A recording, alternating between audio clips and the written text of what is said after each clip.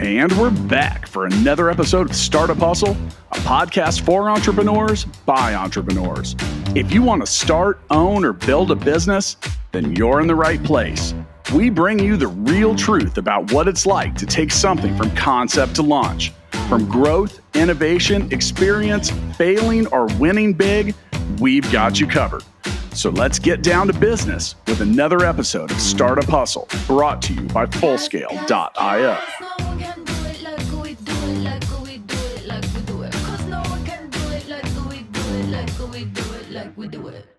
All right, and welcome back to yet another episode of the Startup Hustle podcast. We are so glad that you're here. I have to tell you that this episode of Startup Hustle is sponsored by Crown CFO. Crown CFO offers fractional CFO services for any size business. Get the impact of a CFO for a fraction of the cost. Visit crowncfo.com/hustle to learn more, or click the link in the show notes. Now, and I feel like this is very appropriate, but today we have with us Jayne Ellegard. And Jayne is a financial whiz and wizard, and she is here to help individuals take control of their finances. So we're going to talk to her a little bit about that. She is founder and coach with Ellegant Wealth, and we are so glad to have her here with us today. Jayne, thank you so much for being here. Thank you, Lauren. I'm thrilled to be here. Yay! I'm so glad. I love it when people say that they're thrilled to be here. I'm like, it always gets me excited because I know we're going to have a good show when you have just as much buy-in from the guest as you do the host. It's one of my favorite things. So tell me this, Jayne. We're gonna hop right into it here. Tell us about your journey. Tell us how you got here. Absolutely. So I spent 34 years in corporate America. And I started out in an area I really didn't expect to start out in finance. And I had a business degree. And I really wanted to work for an airline. I had the great pleasure of getting to work for an airline. And a year and a half in, there were acquisitions. And so I went to work for Cargill instead in their corporate treasury group. Okay. And from there, I had the opportunity to work for the owners of Cargill in their family office, something I didn't even know existed, Lauren. Yeah. And so there I learned all about investments and had the opportunity to grow into that role with one of the wealthiest families in the United States. So pretty amazing way to learn the industry.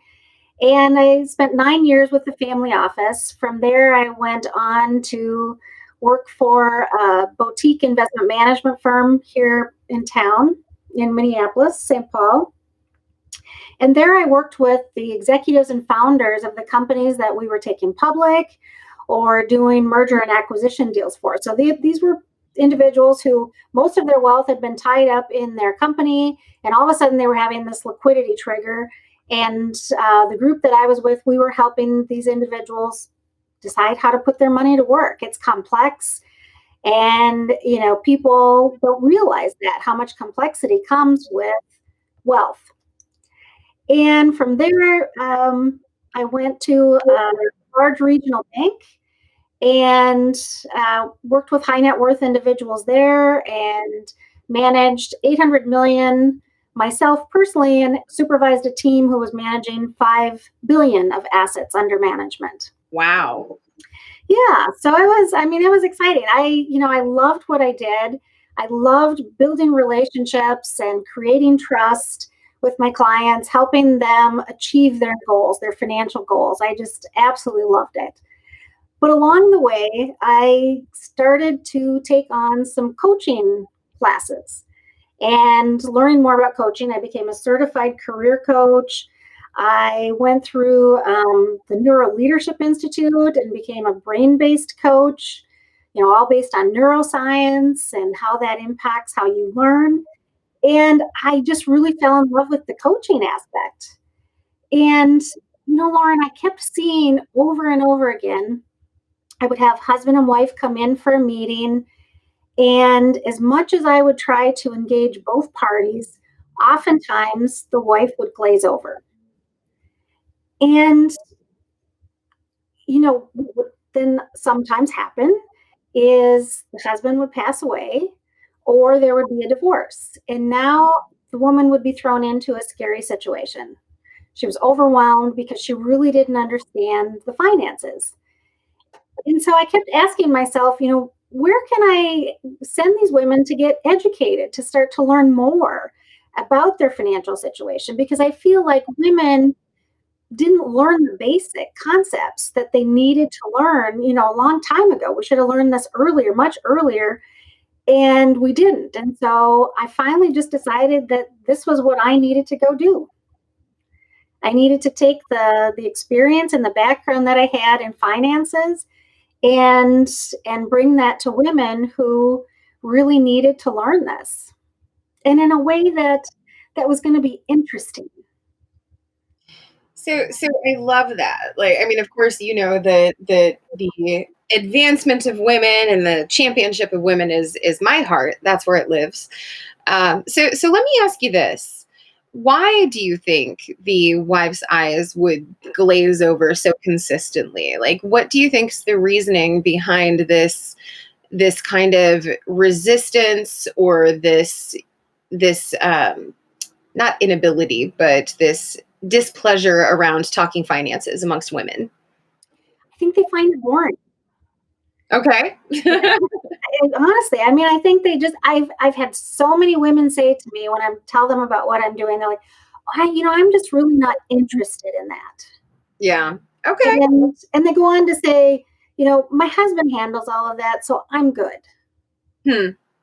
That's really interesting.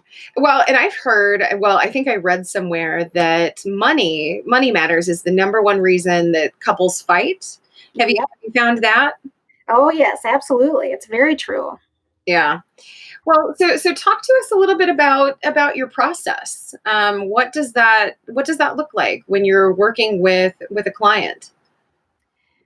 Well, so one of the first things I did, I spent the first 6 months after I left my corporate job. I spent the first 6 months creating a curriculum that was very female friendly, because I think, the financial industry, I think part of it, to answer your question as well, part of it is also that, the industry is very male dominated. It's very masculine. Sure. And it's really set up for men. It's men. I think there's only 17% of financial advisors are women. And so you have, just a very masculine industry that has been really created by men for men. And so a lot of the lingo and the jargon is very, masculine.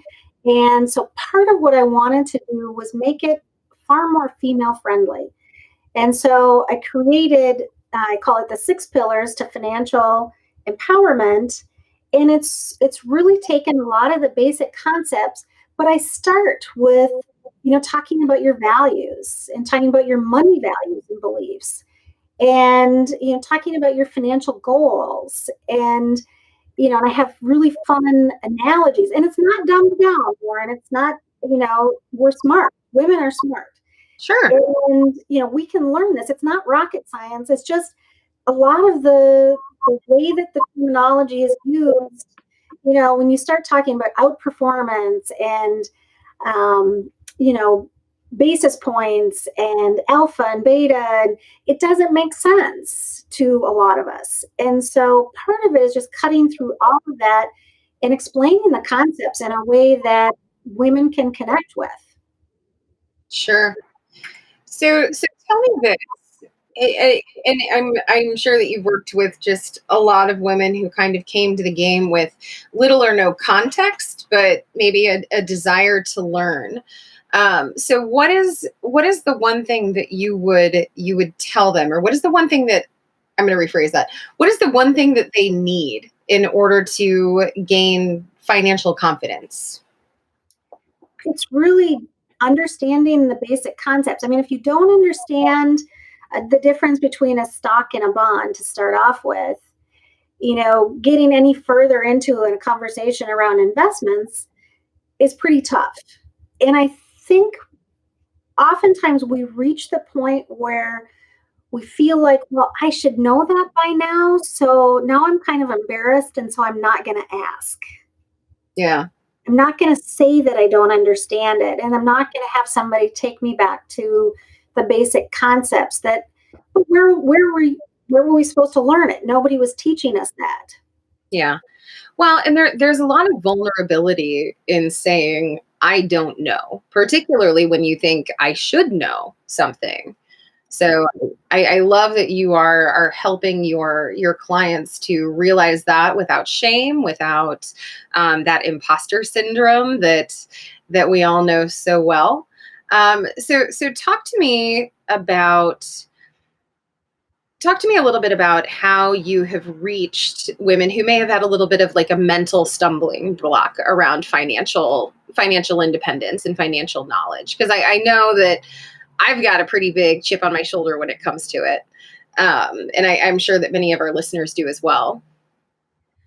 Well, I think I start off with, again, talking about money, values, and beliefs. And the very first thing that I had, one of the first exercises I have them do, and I do it within a group. So women learn collaboratively.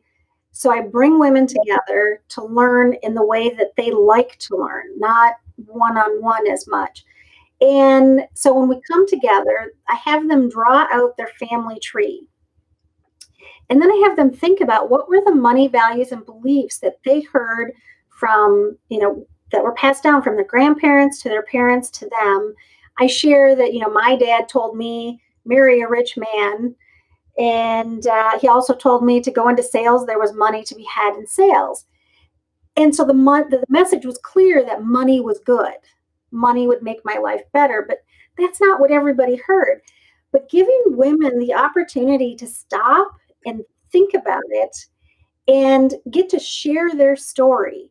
I mean, it's so fun to watch because they can't wait for it to be their turn, and they get to share kind of what they heard growing up and why they think the way they do around money. And most of us have just never even considered it. We just, it's what we heard and we move on, and we don't really think about the fact that, money intertwines with every aspect of our lives. And, it impacts your relationships, as you were just saying earlier. Who hasn't had a fight about money at some point in time, right, with a loved one? We all have. And so that impact is very real. It impacts your career. For somebody like me who heard money was good, I was driving for that next promotion, trying to make more money. But for somebody who grew up hearing money is bad and rich people are greedy, they might be sabotaging that next promotion opportunity without even realizing they're doing it or understanding why. Yeah. Well, so give me, I feel like the end goal is for your clients to have not just a strong knowledge base, but a strong understanding and belief in money values. You've referenced that a couple of times. And so I'm really interested, what is an example of a money value that someone could hold? And maybe give us a couple if you're feeling generous. Well, I think,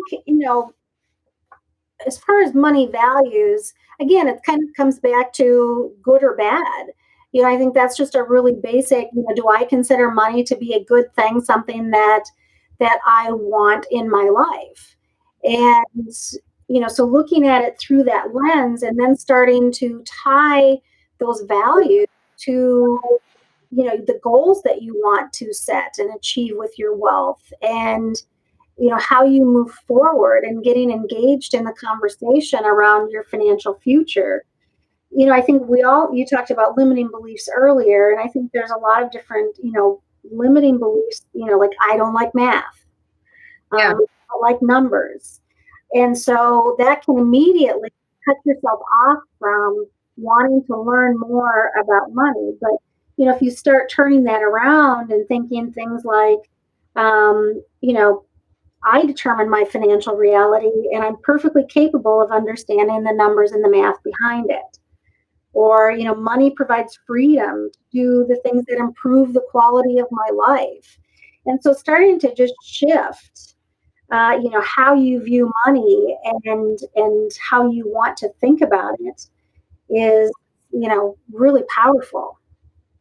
So I find that really interesting because I don't know. I'm sure that psychologically we all kind of get these societal, family, nature versus nurture type of messages about money. And what you're talking about is this dichotomy of money solves all pains versus money is the root of all evil. And those are kind of the opposite ends of the spectrum. Do you think that, kind of money kind of is actually somewhere in the middle, like money is a construct? I mean, is that what you are trying to get to? Money is a concept and it is what you do with it. Or where do you think the true answer lies? I'm getting very philosophical with you. So Money is a tool.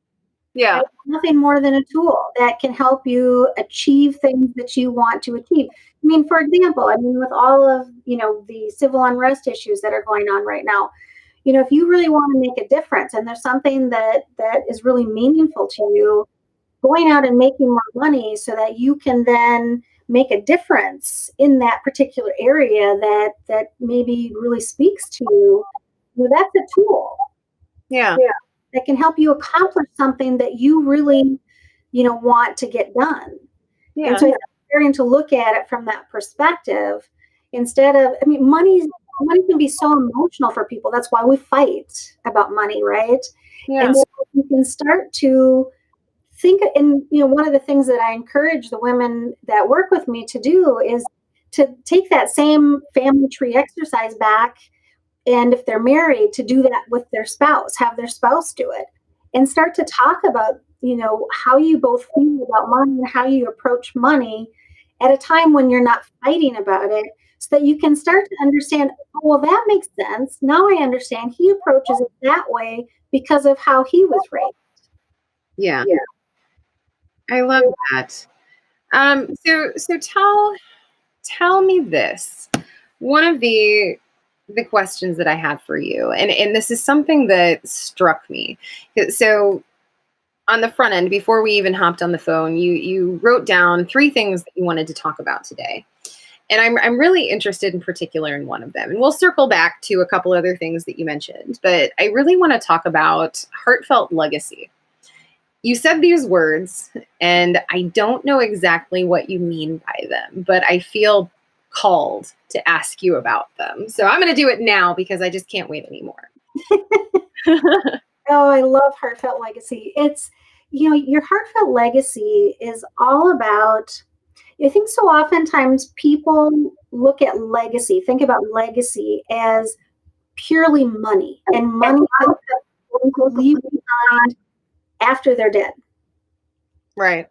Well, legacy is so much more than that. Legacy is about what you're doing when you're alive. And it's about the time and treasures that you bring to your family, to the charities that are important to you, the issues that are important to you.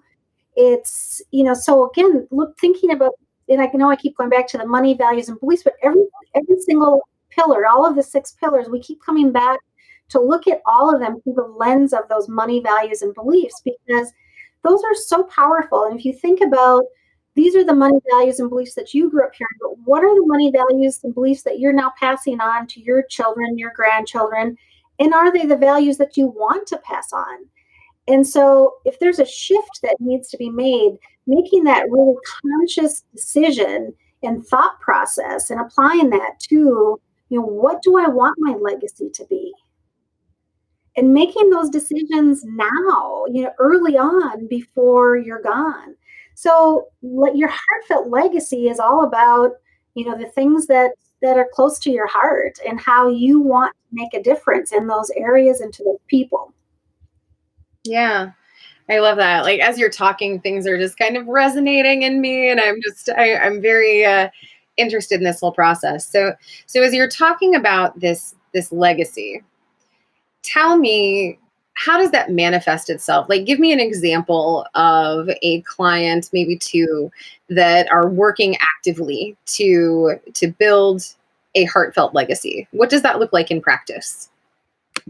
It's getting involved in the charities that you really, interested in and want to, donate, whether it's money or time, your talents, so really making a concerted effort to think about, which are those. You can't have an impact with 20 different charities. It's hard to do that. So really being very conscientious about choosing which are the ones that are really meaningful, that you want to get involved in. Or thinking about, we spend time first talking about core values, just what are your core values, and then honing in on the money values. And again, thinking about how are you presenting yourself to the rest of your family, to your friends, to your loved ones, and is that the way that you want to be presenting? So it's really working through and making sure that everything is tying together, whether it's talking about the charitable intent, your estate planning, so it's coming back to that aspect of it, of how do you want things to look when you're gone, and getting all of those wishes in place now while you're still alive, and communicating that and sharing that with your family.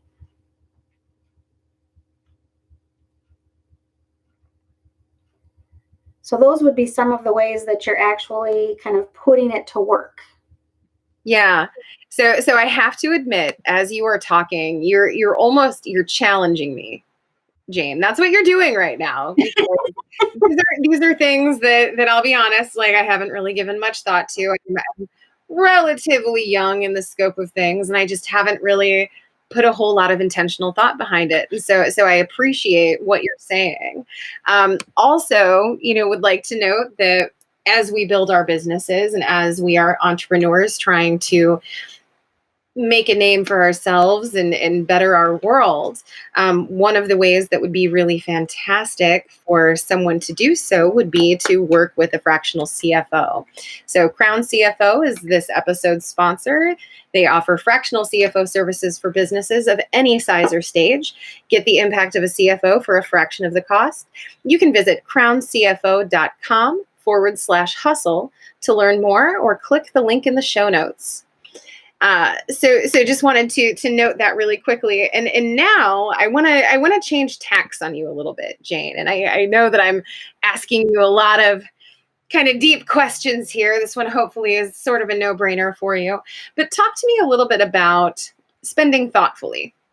And by, you had mentioned this, as something that you wanted to discuss, and I find it really interesting because I don't know that a lot of people spend thoughtfully these days. When e-tail and when retail and when purchasing options, you have ads all over social media. It's just so in your face. So what does spending thoughtfully mean to you, and what does that look like? Well, so I like to say I don't use the B word, budget. Okay. Because what do you use? Well, spending thoughtfully is what I use. All right. Yes. I love it. Yeah, I think that, to me, again, budget feels like a very masculine term. It feels like punishment. It reminds me a lot of diet, right? I mean, diet and budget to me feel like, I'm doing that to myself because I'm punishing myself because I've been bad. And now I have to go either on a diet or on a budget. So I don't like using that terminology. And I think it really turns women off because, who wants to be punished? Let's try to find a different way to put it. And so I think spending thoughtfully, I mean, we're not talking about, anything very different, but I heard somebody use the terminology, I call it treasures, promises, and fun. So tomorrow's treasures, what are you saving for the future? Your retirement, a big adventure, a vacation, a second home, a first home, whatever it is. So what are you saving for the future? And then you have yesterday's promises. What have you already committed to? So your mortgage, your car payment, your utilities, you have to buy groceries. What are the things that you need and have to spend money on? And then whatever's left over is for today's fun. And so looking at it just again with a slightly different terminology and thinking about it differently so it doesn't feel quite as awful. And I think that just helps kind of shift your mind a little bit, right? As to, how am I going to think about it? How am I going to look at it? And so it's similar to that B word, but it's putting it a little bit differently. I think you and I have very different definitions of the B word, quote unquote. But I totally get it. I don't like the B word either. And I have to tell you, like, I'm one of those who, when people start talking about budgets, my eyes do kind of glaze over. But I think that I love the fact that you are reframing the conversation and that you acknowledge that words have power. So let's find a way to reach people. I think it's really impressive that you're so communicative and communication oriented about money. I mean, the fact is, when you talk about financial matters to a large swath of the population, it's just white noise, that thing that you don't want to think about. Yep. And so I love that you are doing that work to make money talk and financial matters more accessible and to empower women to take ownership of it. I think that's amazing. Thank you. One of the analogies that I use that I think is helpful is, you probably wouldn't let somebody else go buy your groceries for you and your family for the next week. Very little input from you. Right. Because they might come back with, sugary cereals that you would never feed your children, or I'm gluten-free. They might come back with bread that I couldn't eat. So you wouldn't do that. And yet, so oftentimes as women, we're willing to let somebody else make decisions about our financial future with very little input from us. Yeah. So we talked a little bit about your advice to an individual woman. But one of the things that I find most intriguing and most impressive about your work is, of course, the fact that you focus on women. So talk to me about this. What is the one thing you wish all women knew about money? It's not rocket science. Okay. All right. I like that. It's not rocket science. I think because of the way that financial advisors, and quite honestly, I can say this because I was guilty of it myself, right? I mean, we're taught to, when a client comes in for a meeting, what we're supposed to be talking about is, their portfolio and how it did, and if it outperformed, underperformed, what stocks did well, what stocks didn't do well. There's this terminology and this very analytical approach to money and investments in particular. And, I think it makes it sound, the jargon and the lingo makes it sound like it's really something else, right? I mean, it's really, something hard to understand. And it's not. Yeah. It's really not. I love that. That's a very empowering statement when you kind of parse it out. So you work in what I imagine is a pretty competitive field.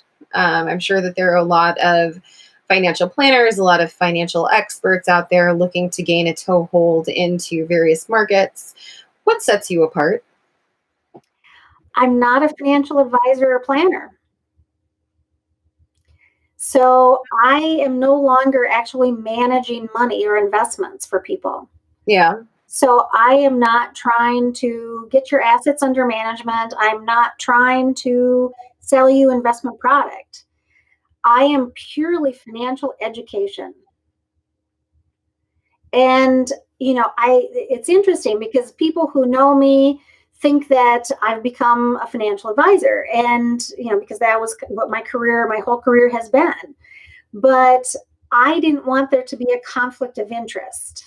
Sure. I really wanted to just truly help women understand these concepts. And if I'm trying to manage money, then guess where the focus goes? The focus goes to managing money, and it should, right? I mean, that's a really important component, and that's an important job that your financial advisor, your financial planner is providing, is managing your money. And I was doing that. That was what I was focused on, and I was really watching the markets and the economy, and I knew what stock was doing what, and I mean, that takes a lot of time and energy to be doing that part of investment management. And I did not want to be focused on that, because as a financial advisor, I didn't have the bandwidth to spend the kind of time educating women that I do now.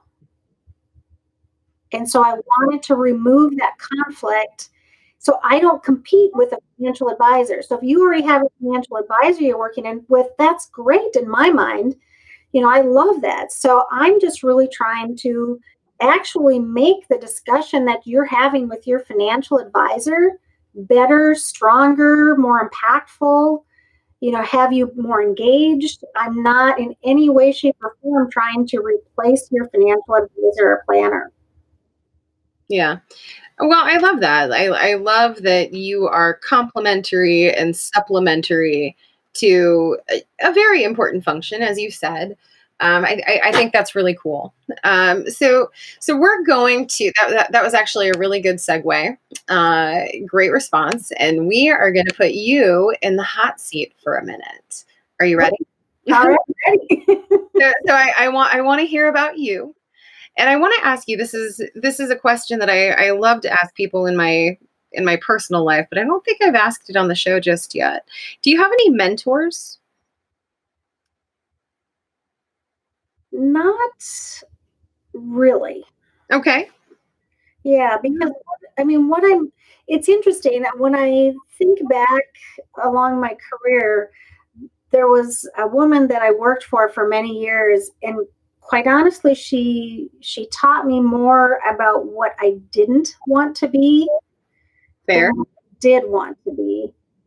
So she was an amazing mentor from that perspective. I don't think she would appreciate me, Well, I certainly won't tell her. No. So, but it's been, I've been in a very male-dominated field, and as a, one of very, oftentimes I was the only woman in the room, and so there weren't really a lot of, mentors that I picked up along the way, I guess. Interesting. So, all right. That actually makes me a little sad. Well, so how is the space that you work within changing, or how are you working to change the space that you work within? Yeah, I mean, I'm really, Lauren, quite honestly, I'm trying to disrupt the industry a little bit because, again, I think, people are accustomed to having a financial advisor, a financial planner. You might have a financial coach, which is somebody that, might help you, figure out how to pay down debt or eliminate debt or figure out how to do, the budget thing. And that's not what I'm doing. I'm really trying to bring something different to the table, which is all about education. It's also about, eliminating the money is taboo barrier. I want women to start talking about money. I think it's one of those things, men, and I'm generalizing here, of course, but I think men find money and investments in particular very competitive.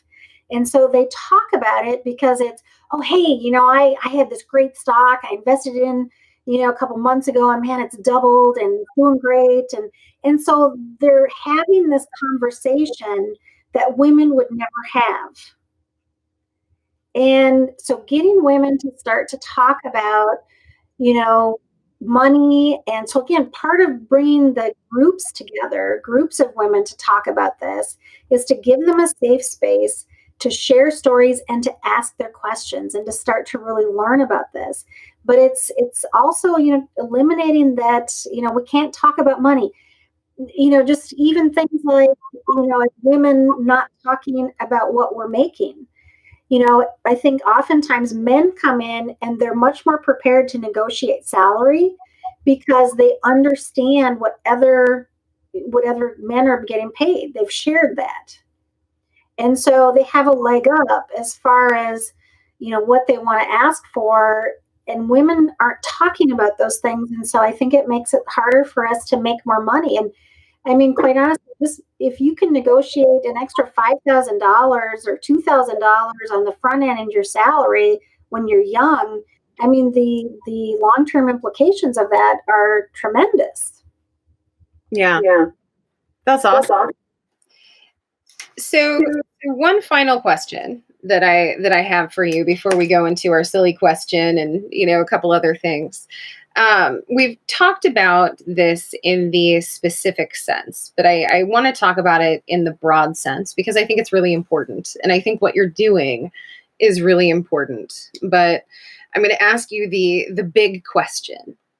Why do women benefit from having a deep understanding and competency around finance and around money and not the B word, but thoughtful spending and all of that? Like what is the upside to this? So Lauren, 8 out of 10 women, some say it's 9 out of 10, but we'll just stick with 8 out of 10. 8 out of 10 women, the statistics say, will end up on this journey alone at some point in time. Yeah. Either they never marry, they're divorced, or they're widowed. And so at some point, women will have to stand up. And so, I tell a story about a woman who I know, and she, was kind of blissfully unaware of what was going on in their financial situation and, delegated the responsibilities to her husband and to their financial advisor. They had most of the discussions. She tried to avoid the meetings as much as possible. And she was a pediatrician, so smart, and, there was no reason that she couldn't have participated. And then her husband died suddenly of a heart attack. Yeah. And she had 2 girls that were in high school, and it was overwhelming. It was scary. She said, I don't even know if we can afford to stay in our house. I know nothing about our financial situation. Gosh, that would be terrifying. It would be. It was. And I've seen it happen to, a number of women. And these are smart women, And so I had another woman, she's a litigation attorney, and she said to me, I know that my knowledge around money is low. She said, I don't speak the speak. It's all Greek to me, so I disengaged. And she said, I know I can and should understand this. I know I need to understand this. And she said, and my lack of knowledge doesn't fit with my image of myself as a smart, professional woman. Right. And I just thought that was so beautifully said, because that is absolutely, I think that resonates with a lot of women. But it's just been I think there's this love-hate relationship with money. I mean, money's fun to spend. It brings you freedom, it brings flexibility, but there's the icky part of, the budgeting and the paying your bills, and it's complex, and the investment part doesn't really make sense. And so there's this love-hate relationship with it, and we've got to get past that, because we will take on that responsibility. The chances are very, very high that we are going to have to understand it at some point in time. Yeah. Well, so I love that. And I want to say thank you, Jayne, for doing what you do and for empowering women in an area where they're not often very empowered. And I'm sure that there are any number of societal reasons and blockers, and we've talked a little bit about some of them today, but just thank you for doing the work that you do. Oh, well, thank you for having me on, Lauren. I appreciate the opportunity to share what I'm up to. Absolutely. Well, so I've got one more question for you. and it's the silly question. And I will tell you that this question is not actually so silly, but it was inspired by a conversation that we had a little bit earlier. And so you started it. And some might even say it's a little morbid, but I don't care. It's my show. I get to ask it. So what do you want your legacy to be? And I'm going to put it a little bit more fine of a point on it. What would you like written on your tombstone? She made a difference in many women's lives. Oh my gosh. I love that. I need that on a t-shirt, I think. I mean, also on my tombstone, like I would be A-okay with that, but I feel like that's a t-shirt right there. Yeah. And I guess I would probably add in many women's financial lives. Oh, well, see, I can't add that. Okay. So we have different t-shirts now. All right. Well, thank you so much for that. One more thing, friends and listeners, just want to remind you that this episode of Startup Hustle was sponsored by Crown CFO. Crown CFO offers fractional CFO services for any size business. Get the impact of a CFO for a fraction of the cost. Learn more about Crown CFO by listening to the episode we did with their founder titled, Do I Need a CFO? Sounds like an awesome episode. And Jayne, thank you again for being here with us today. It's really been an education. And like I said, like I feel like I'm going to hop off this recording right here and I'm going to go and I'm going to start looking at like my taxes and I'm going to start looking at like my finances and just make sure, like, do you know what you think you know? So thank you for that inspiration. Well, that's wonderful. Then I've made a difference in one more life. Absolutely. Well, and hopefully many of our listeners will feel the same. So you've potentially made a difference in many people's lives just right here today and in like an hour. Well, that would be wonderful. Thank you. All right. Well, thanks so much, Jayne. And you have a great rest of the day. And listeners, we hope to see you again for yet another episode of the Startup Hustle podcast soon.